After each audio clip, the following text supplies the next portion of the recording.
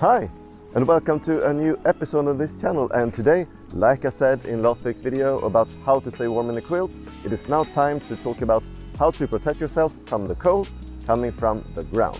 Is it all about r-value? And what is r-value? Let's find out.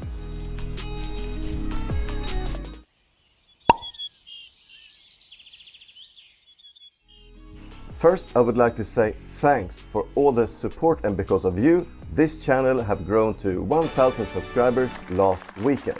It was truly amazing to see that number pop from 999 to 1,000. And I have to confess, I did celebrate a little bit, and it feels really good to finally reach that goal. So once again, thanks a lot. Now, let's move forward and talk about how to protect yourself from the cold coming from the ground. And what better than to start with explaining r-value, for those of you new to the term. I will keep it short to not use all of the time in this episode to explain the r-value.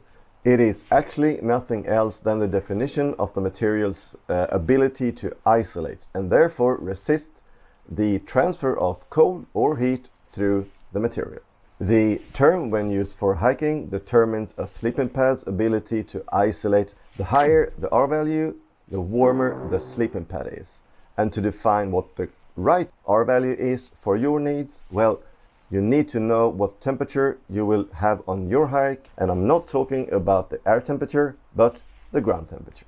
The sleeping pads out on the market stretches from 0 to 7.1, where 7.1 on the specs says that it is good for down to minus 33 degrees Celsius. And wow, that's really cold.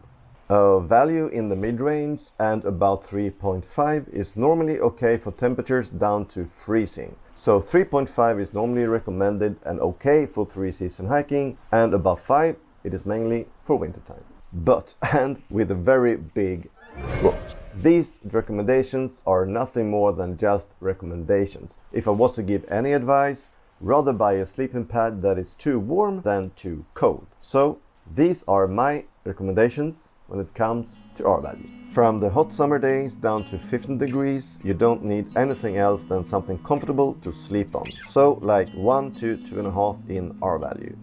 From 15 degrees down to like 7, you're fine using 2.5 to 3.5 in r-value. Below 7 degrees Celsius and down to freezing, I would recommend 3.5 to 5. And below that, well, we are now talking about early spring or very late fall, and then it's probably time for a sleeping pad made for winter conditions, so 5 to 7.1 in r-value. Myself, I am using the Thermarest Neo Air X-Therm with an r-value of 6.9 all year around. And although it is an overkill many times, it is nice and good to know that I will stay warm no matter what. Okay, now when the basics of the r-value is explained, let's move forward and see what more we can do to adapt to the temperatures on our hikes. Let's say you have a sleeping pad for your summer hikes with an r-value of about 2.5 and want to go on a late fall hike together with your friends with temperatures almost down to freezing. And of course you don't want to buy a new sleeping pad just for that hike, because sleeping pads, well, they are quite expensive, super expensive actually. So what do? Well, lucky for you, r-value stacks, meaning that you can add isolation to your sleeping pad and increase that r-value. One way of doing it is to buy a cheap foam pad from your local store, like the one I have here. They cost like nothing. Usually they add about 1 to 1.5 in r-value, so if you have a 2.5 in r-value on your sleeping pad and add a foam pad on top, well, then you have an r-value of about 4 and good to go on your hike. Nice, right? And yes, I said it correctly, and I meant on top of the sleeping pad. In my experience, putting the foam pad on top of your sleeping pad is the best way of adding warmth. If just for protection for the pad, well, then you can put it underneath. Besides adding r-value to your sleeping pad and buy the correct sleeping pad for your adventures, here are some additional things you can do.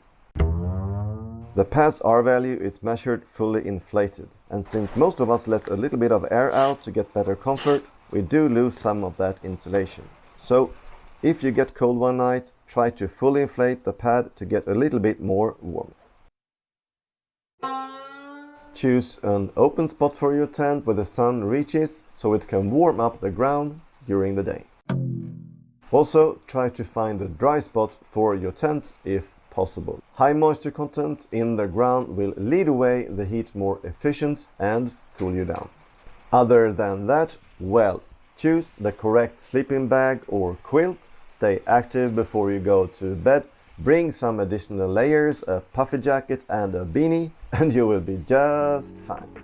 And that's it for today, and thanks so much for watching, and I hope you found this video useful. If you have any questions to me regarding sleeping pads, quilts or anything else really, just add a comment down below and I'll come back to you as soon as I can.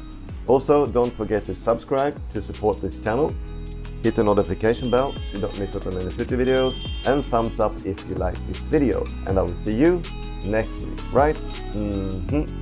Bye bye!